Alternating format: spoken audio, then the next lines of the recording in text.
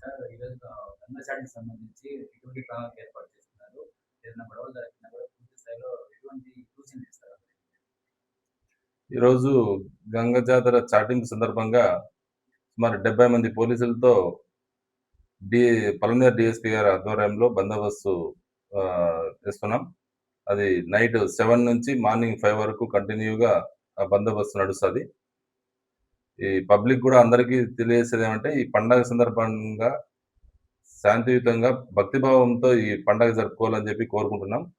ఎవరు గాని తాగి గాని అల్లర్లకు పాల్పడితే ఎటువంటి పరిస్థితిలో ఉపేక్షించేది లేదని చెప్పి డిపార్ట్‌మెంట్ వారి హెచ్చరిక.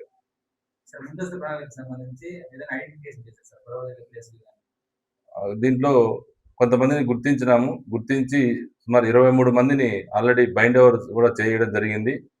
మిగతా వాళ్ళకు కూడా ఆల్రెడీ మీటింగ్‌లు పెట్టి కొన్ని ఏరియాల్లో మీటింగ్‌లు కూడా ముందే దీని సందర్భంగా జాతర సందర్భంగానే మీటింగ్‌లు పెట్టి ఆ ఏరియాల్లో చెప్పడం జరిగింది. దాంట్లో భాగంగా మొండోల్ కాలనీలో, నెక్స్ట్ రంగాపురం సర్కిల్‌లో, నెక్స్ట్ పాతపేటలో ఇట్లా కొన్ని ఏరియాలు ఐడెంటిఫై చేసి వాళ్ళకి కూడా ఎల్డర్స్ కూడా పెద్ద మనుషులకు కూడా చెప్పడం జరిగింది. పిల్లల్ని అటువంటి దానికి పంపియొద్దండి. ఏదైనా గొడవలు ఆ ఇంటి వాళ్ళే సర్దుబాటు చేసుకోవాల్సిందిగా చెప్పడం జరిగింది.